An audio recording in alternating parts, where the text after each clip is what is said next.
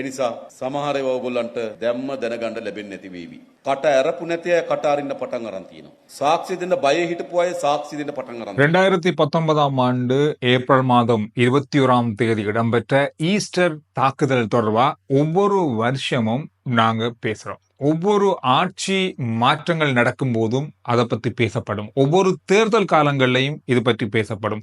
அது மட்டும் இல்லாமல் இதே போல நாள் இன்றைக்கு ஈஸ்டர் சண்டே, இந்த நாள்ல மிகப்பெரிய அளவுல ஒரு பேசு பொருளாக இருக்கும். ஈஸ்டர் சண்டே வணக்கத்துக்கு அல்லது தேவாலயங்களுக்கு மக்கள் போறாங்க. அதை தாண்டி இந்த ஈஸ்டர் குண்டு தாக்குதல் தொடர்பான செய்திகள் தான் இதையும் மீறி இருக்கும், அதிகமாகவே இருக்கும். இந்த 6 வருஷமா, இந்த 6 வருஷத்துல இதற்கான எத்தனையோ விசாரணைகள், எத்தனையோ பேர் இது தொடர்பாக விசாரிக்கப்பட்டிருக்காங்க.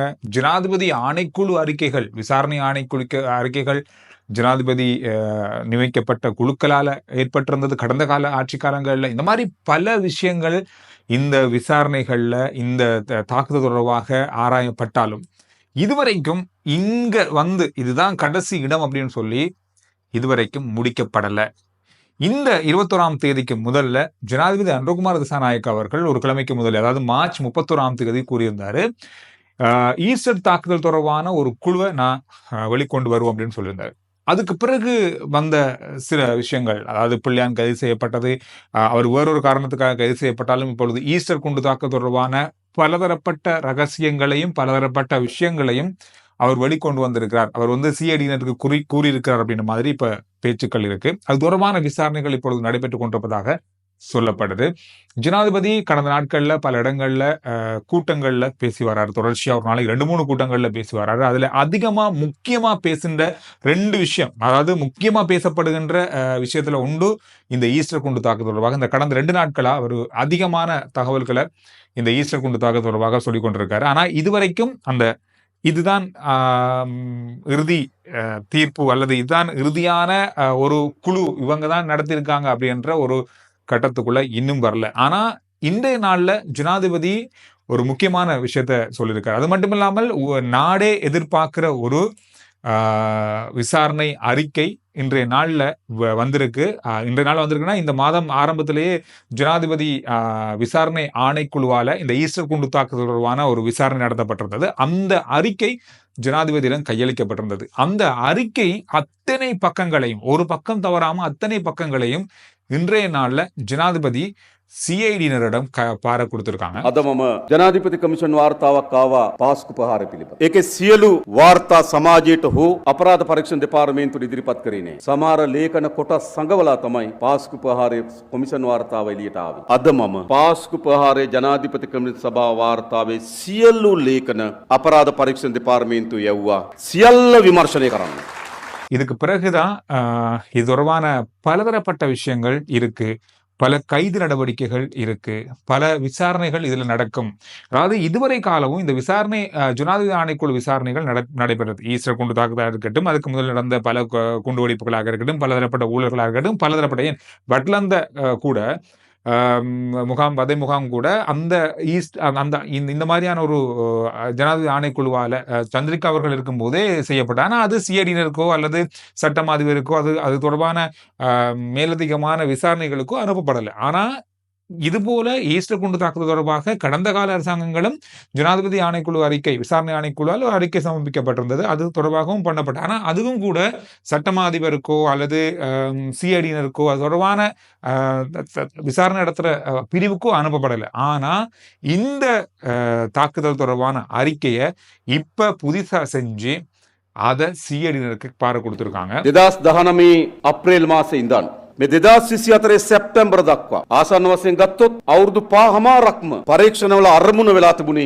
සැබෑ සැලසුම්කරුවන් යටපත් කරන්න. සැබෑ සැලසුම්කරුවන් හංගන්න. ඒක තමයි අපේක්ෂාව වෙලා තිබුණේ. 19 දී තිබුණු ආණ්ඩුව හෝ නැවත නොවැම්බර් වල බලයට පත් වෙච්ච ආණ්ඩුව හෝ කිසිසේත්ම වමනාවක් තිබුණේ නැහැ මේ සැබෑ වග උත්තරකරුවන් නීති හමුවට ගෙනෙන්නේ. සවුන්ගේ අභිප්‍රාය බවට පත් වී තිබුණේ එම පාස්කු ප්‍රහාර හමුවේ සැබෑ වග උත්තරකරුවන් සැඟවීම තමයි ඔවුන්ගේ අපේක්ෂාව බවට පත් වුණේ. දැන් අවුරුදු 6ක් ගත වෙලා තිබෙනවා. අපි බලය අරගෙන අරගෙන මාස 6කට ආසන්න කාලයක් ගත වෙමින් තිබෙනවා. අපි ඉතාමත් නිරවුල්ව පියවරෙන් පියවර පාස්කු ප්‍රහාරයට වගක යුත්තන් නීතිය හමුවට පැමිණවීම සඳහා අවශ්‍ය වෙන ක්‍රියාමාර්ග අරගෙන තිබෙනවා. අරගනිමින් ඉන්න. இதுவரை காலமும் அவர் எந்தவித அரசாங்கம் மூலம் செய்யாத மாதிரியான ஒரு விஷயம் இந்த விஷயத்துல நடந்திருக்கு. கிட்டத்தட்ட 6 வருஷம் இல்ல முழுசா 6 வருஷம் முடிஞ்சது. 5.5 வருஷங்கள் கடந்த கால அரசாங்கங்கள் இந்த அறிக்கையோ இந்த விசாரணைகளையோ அப்படியே முடக்கி வச்சிருந்தாங்க அப்படின்றது பலருடைய குற்றச்சாட்டு. ஜனாதிபதியும் இன்றைய நாள்ல அந்த குற்றச்சாட்டை சொல்லியிருக்காரு. கிட்டத்தட்ட 5.5 வருஷமா இந்த நடவடிக்கையை கடந்த கால அரசாங்கங்கள் செஞ்சது. 6 மாத காலத்துல நாங்க அதை வெளியில கொண்டு வரதுக்கான முழு மூச்சான விஷயங்களை நடத்தி கொண்டு வரோம். எனவே அதனுடைய மிக முக்கியமான ஒரு அறிக்கையை இப்பொழுது சிஐடியினர் நான் கையளிச்சிருக்கோம். அது தொடர்பான விசாரணைகளை நான் தான் சிஐடி சொன்னாராம். இது தொடர்பான ஒரு முக்கியமான நாடே எதிர்பார்க்கிற ஒரு விசாரணை அறிக்கை வந்திருக்கு. இது தொடர்பாக நீங்க விசாரிச்சு என்னென்ன செய்யணுமோ அதை செய்யுங்க, சுயாதீனமா செய்யுங்க அப்படின்னு சொல்லியிருக்காராம் அப்படின்ற மாதிரி மேடையில் இன்றைய நாளில் அவர் சொல்லியிருந்தாரு. எனவே இது தொடர்பாக பேசப்படுது. பயங்கரமா இந்த நாட்கள்ல அதிகமா பேசப்படுற ஒரு விஷயமாக மாறி இருக்கிறது. ஒரு கட்டத்துக்கு மேல சொல்லப்பட்டது இல்ல இது வந்து சாதாரணமா IAS நடத்தப்பட்டது. இது அரசியல் காரணங்களுக்காக தான் இந்த ஈஸ்டர் குண்டு தாக்குதல் அறிக்கை இதுல குற்றவாளிகள் இருக்காங்கன்னு சொல்லி பல அரசியல் கட்சிகள் இதுல பாவிச்சு கொண்டிருக்காங்க. ஒரு காலத்துல வட்டலந்த வாழை முகாம் தொடர்பாக பாவிக்கப்பட்டது. ஒவ்வொரு காலகட்டத்திலையும் ஒவ்வொரு அரசாங்கங்கள் ஏதோ ஒரு விஷயத்தை எதிர்கட்சியை தாக்குறதுக்காக கையில் எடுத்துக்கொள்வாங்க. அந்த மாதிரி ஒரு விஷயமா தான் இது ஈஸ்டர் தாக்குதல் தொடர்பான குற்றச்சாட்டு இருக்கு அப்படின்னு சொல்லப்பட்டாலும் இந்த விசாரணை அறிக்கையில ஜனாதிபதி ஆணைக்குழுவோட விசாரணை அறிக்கையில என்ன விஷயங்கள் சொல்லப்பட்டிருக்கு, யார் மேல இது குற்றம் சாட்டப்பட்டிருக்கும் அப்படின்ற எந்த விதமான தகவலும் நமக்கு தெரியாது. ஆனா வருகிற நாட்கள் நடக்க போற கைது நடவடிக்கைகள், விசாரணைகள், இதுக்கு பொறுப்பானவர்கள் யார் அப்படின்ற தொடர்பான பல உண்மைகள், பரபரப்பான உண்மைகள், உண்மையை சொல்ல போனா இனித்தான் இந்த பரபரப்பான உண்மைகள் வெளிவரலாம் அப்படின்னு சொல்லி எதிர்பார்க்கப்படுது. இது தாமதமாகாது, இது விரைவில் நடக்கும்.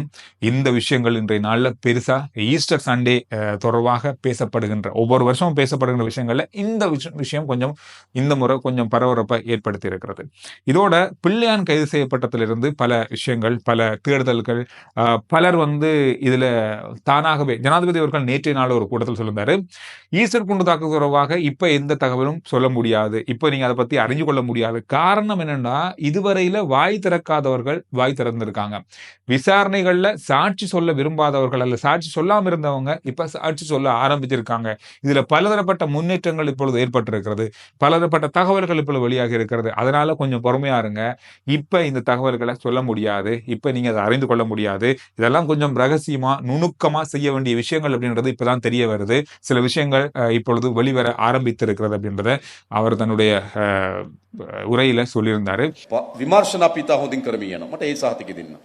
කට ඇරපු නැති අය කට අරින්න පටන් අරන් තියෙනවා. සාක්ෂි දෙන්න බය හිටපු අය සාක්ෂි දෙන්න පටන් අරන් තියෙනවා. සම්බන්ධ නැහැ කියපු අය සම්බන්ධතා ඉලිදරව් වෙමින් තිබෙනවා. ඒ නිසා විමර්ශන යහපත් අතර අපි ක්‍රියාත්මක වෙමින් තිබෙනවා. අපි මේ රටේ කිසිදු අපරාධයක් කාලේ වැලිතලාවට යටපත් වෙන්න ඉඩ නොදී පුරවැසියන්ට ඒ සාධාරණ ඉටු කිරීම සඳහා අපි කටයුතු කරන බවම සාධක. இந்த மாதிரி பல விஷயங்களை ஜனாதிபதியாலேயே அவருடைய உரைகளிலே தான் இதெல்லாம் சொல்லப்படுது. தானாக இல்லாட்டியும் அதாவது அவருடைய தேர்தல் பிரச்சார மேடைகள் சொல்லப்படுது. பல எதிர்கட்சிகளுடைய குற்றச்சாட்டா இருக்குன்னு சொன்னா ஜனாதிபதியும் பழைய கால அரசாங்கங்கள் போலவே அனுரவும் இப்படிதான் செய்யறாரு. இந்த விஷயத்தை வச்சுக்கொண்டே அவர் தேர்தல் பிரச்சாரங்களை செய்யறாரு.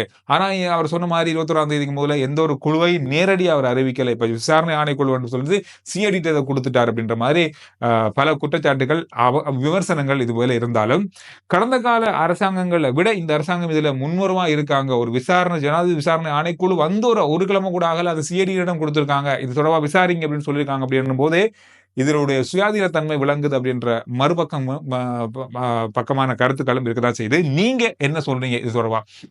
இந்த விசாரணை தொடர்பாகவும் இந்த அரசாங்கத்தினுடைய ஈஸ்டர் குண்டு தாக்குதல் தொடர்பாக எடுக்கப்படுகின்ற நடவடிக்கை தொடர்பாக என்ன நீங்க நினைக்கிறீங்க? இதுக்கான நீதி கிடைக்குமா? இதுக்கான சரியான குற்றவாளிகள் கண்டுபிடிக்கப்படுவாங்களா அப்படின்றத நீங்க நினைக்கிறீங்களான்றத கருத்துக்களை சொல்லுங்க. அதோட ஸ்ரீ தர்கா மாளிகையினுடைய புனித யாத்திரை இப்பொழுது நடந்து கொண்டிருக்கிறது. கண்டி நகரமே மிகப்பெரிய அளவான கோலாகல கொண்டாட்டமாக இருக்கு. அனைத்து மத மக்களும், அதாவது சிங்கள மக்கள் மட்டுமில்ல, இலங்கையில வாழ்ற அனைவருமே சென்று பார்க்கக்கூடிய புத்தருடைய தந்தம் இருக்கின்ற அந்த பகுதி, அந்த இடத்தை பார்க்கக்கூடிய ஒரு சந்தர்ப்பத்தை வழங்கியிருக்காங்க. இது ஒரு மிகப்பெரிய அளவான திருவிழாவா நடந்து கொண்டிருக்கிறது. நடக்கக்கூட இடமில்லாத அளவுல இலங்கையினுடைய பல பிரதேசங்கள்ல இருந்து பக்தர்கள் மக்கள் அங்க அலைமோதுறாங்க. கண்டியில நடக்க முடியாத அளவுக்கான வாகன அது மக்கள் நெரிசல் அப்படின்னா பாருங்க அந்த அளவுக்கு இருக்கு. பாதுகாப்பு படையினரா இருக்கட்டும், அங்க வாரவங்களுக்கான வசதிகள் எல்லாமே செய்து கொடுக்கப்பட்டிருக்கிறது. மிக நீண்ட நேரம்ன்றதை விட 2-3 நாட்கள் காத்திருந்து புத்தர் தந்தத்தை பார்க்கறதுக்கான, அதாவது ஸ்ரீ தலமாளிகைக்குள் இருக்கிற புத்தருடைய தந்தத்தை பார்க்கறதுக்கான அந்த நேரத்தை மக்கள் வந்து நீண்ட நேரமா அல்லது இரவு பகலா நின்று பார்க்குறாங்க. இன்றைக்கு போனோம்னா 2 நாளைக்கு அப்புறம் தான் பார்க்கலாம். அந்த அளவு நீண்ட வரிசை இருக்கு. அப்படி இருந்தும் மக்கள் மிகப்பெரிய அளவிலாக இருக்காங்க. இது ஒரு மிக முக்கியமான நாட்களா கண்டியினுடைய அல்லது இலங்கையினுடைய நாட்கள்ல இருக்கு. இது கடந்த 16 வருஷங்களுக்கு முதல்ல சாதாரணமாகவே இந்த மாதிரி ஒரு நிகழ்வு நடக்கும். குண்டு தாக்குதலுக்கு பிறகும் பாதுகாப்பு காரணங்களுக்காகவும் இது மூடப்பட்டிருந்தது. இப்ப அது மீண்டும் திறக்கப்பட்டு மக்களுடைய வழிபாட்டுக்காக விடப்பட்டிருக்கிறது. எனவே இது ஒரு முக்கியமான விஷயமாக இலங்கையில பார்க்கப்படுது. எனவே இந்த செய்திகள் தான் இந்த நாளில் அதிகமாக பார்க்கப்பட்ட செய்திகள். RJ Chandru report YouTube channel, Facebook page, WhatsApp channel எல்லாத்தையும் ஃபாலோ பண்ணுங்க. அடுத்த வீடியோல நான் உங்களை சந்திக்கிறேன்.